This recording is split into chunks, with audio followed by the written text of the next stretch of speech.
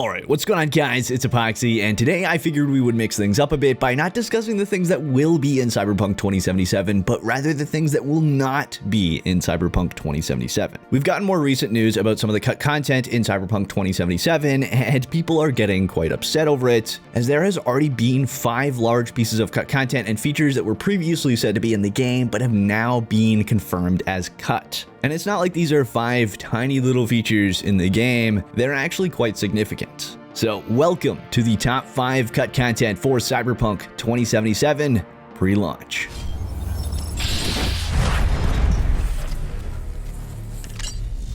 Number 1. Third-person cutscenes. For those of you that don't know, third person was initially supposed to be within a decent amount of Cyberpunk 2077's cutscenes. In fact, in the 2018 gameplay demo, there was 2 third-person cutscenes shown off in the game. The elevator scene with Jackie and the scene climbing out of bed. This gave the impression that Cyberpunk 2077 would have a blend of both first-person and third-person cutscenes throughout the game, which for the people that love seeing their character was nothing but good news, especially knowing that the game won't feature a actual third-person mode. However, CD Projekt Red has now cut the majority of those third-person cutscenes from the game, making them literal cutscenes. In fact, we saw the updated elevator scene with Jackie in the latest gameplay trailer, which is now in immersive first person. This was off-putting and quite unexpected for many people. As for why this change was made, here's what Marcin Mamot, global community lead at CD Projekt Red, had to say on the matter. Achieving full immersion in a first-person perspective game is extremely important, and the decision made by the team to go 100% first-person in Cyberpunk 2077 is something that will benefit it greatly from gameplay and storytelling perspectives. That said, players will still be able to see their characters in the inventory screen, during driving sequences, in mirrors, and very occasionally in some of the cutscenes. So apparently a few scenes, such as rising from bed, will still be in third person, but remember, that's also still subject to change. Now for me, I'm all for this. I know that's going to upset some people, but I love first person and I absolutely love immersion. So this doesn't bother me personally, but many people were very upset over this bit of cut content, as you can see by some of the responses to this news. Number 2,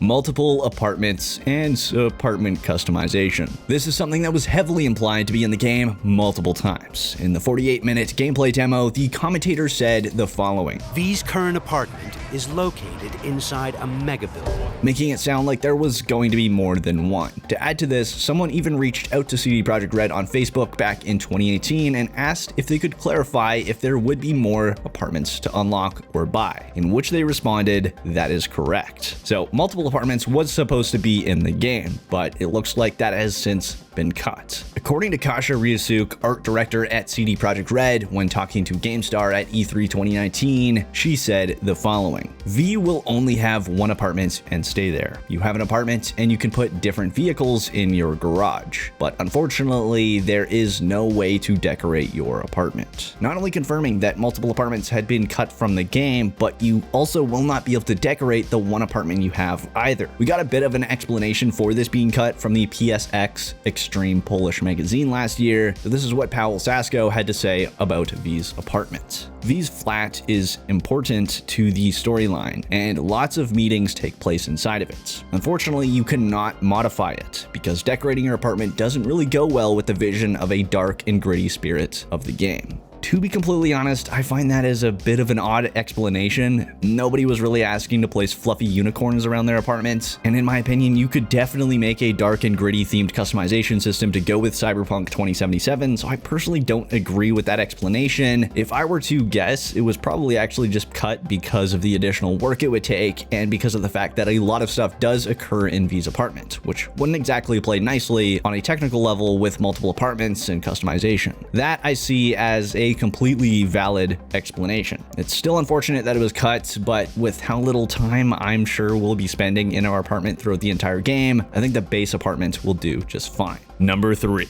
vehicle customization. While there's been a lot of debate as to whether this was ever confirmed or not, it was indeed said to be a feature by Masij Petrius in an interview with Jux Actu, where he was asked about whether you can take multiple vehicles in the game. The most notable part of his response was the following: "I can't give you too much detail on the different vehicles at the moment. However, I can assure you that you can customize your cars in the game." The wording there is very unfortunate, seeing as this is now cut content. In fact, Miles Tost also mentioned vehicle customization in an interview with Game Fanatics back at E3 2019.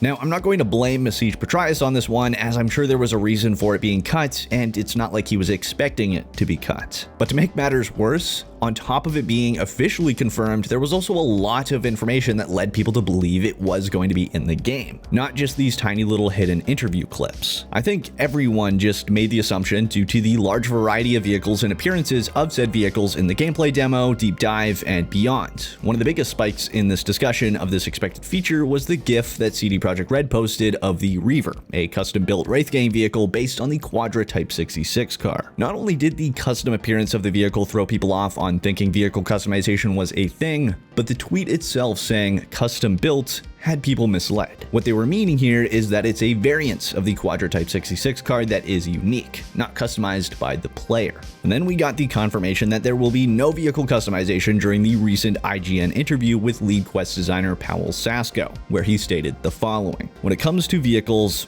as a player, you can own different vehicles, but you do not really customize them. You actually own vehicles that have already been customized. You can find different vehicles that are already tuned up, but you do not do it yourself." And I guarantee this is going to disappoint a lot of people, as I actually feel the same way. I was fully expecting them to bring vehicle customization to the game, especially with the previous confirmation of the now cut purchasable and customizable apartments, as well as the detailed character customization, even though the game is in first person. It seemed they were really going for player control over the appearance of things, but it looks like that situation has shifted, or they just had to cut things because they weren't meeting deadlines. You would think that they would go out of their way to make this a feature in the game, seeing as this is the only in-game playable section where you can play in third-person mode, and that being while driving a vehicle. So it's a bit confusing to me for that reason, especially because you can store and keep different vehicles. But I'm sure there's some sort of development explanation for why they couldn't include it, or maybe they just ended up not wanting to. So I'm at least hoping that this will mean a lot more base appearances for vehicles and many unique vehicles that we can collect. And if that's the case, this isn't a huge deal to me. From the looks of things, there is still a lot of variety in vehicles and appearances of them. Vehicles also have the added bonus of detailed interiors in the game, which actually look quite good. So it's not like the vehicles didn't get any love in this game, they just didn't get the expected customization many were expecting and wanting. Again, I really wish this was a feature, as this is the one thing you will frequently be seeing in third person. And it would be nice to be able to customize the vehicles that you're storing, even if it were something as simple as changing the paint job.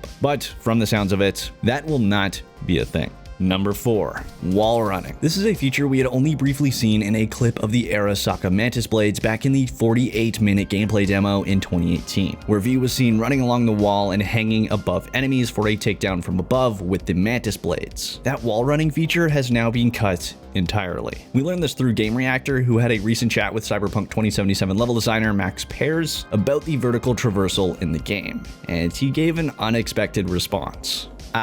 The wall running. That is something that we removed due to design reasons, but there's still going to be a lot of flexibility in how you move, that's for sure. I will say I'm definitely a tad disappointed on this one, as I love that clip from the gameplay demo, but I'm sure there were just way too many variables to get this in a polished state in such a massive open world, but it is still sad to see it go. Number 5. Flathead Robot Companion. Do you remember that Flathead robot from the 2018 gameplay demo? Yeah, that sick robot that was supposed to be used as a companion for techies? Well, it seems to have been thrown in the cut content pile. The Flathead itself will still be featured in the game and play a role in the story, but will not be usable as a permanent companion as previously suggested. We actually learned this through a podcast with Miles Tost. And to devastate people even more that love companions, if you didn't already know, the game will not feature any permanent companions. Here's what Philip Weber, senior quest designer, had to say. If the story calls for it, you will have a companion or two for a mission.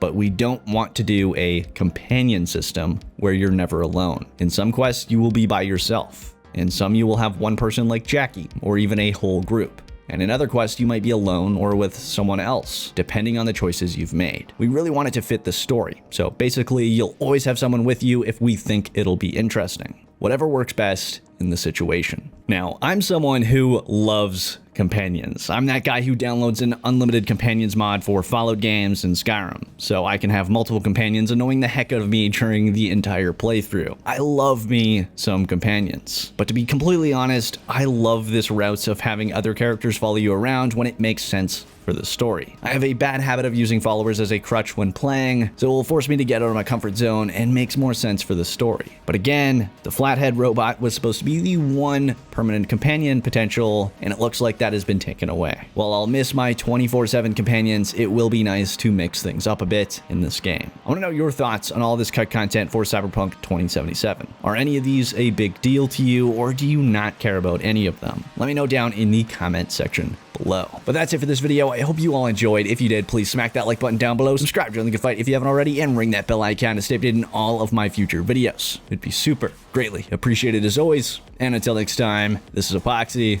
signing off. Multiple times. Oh god.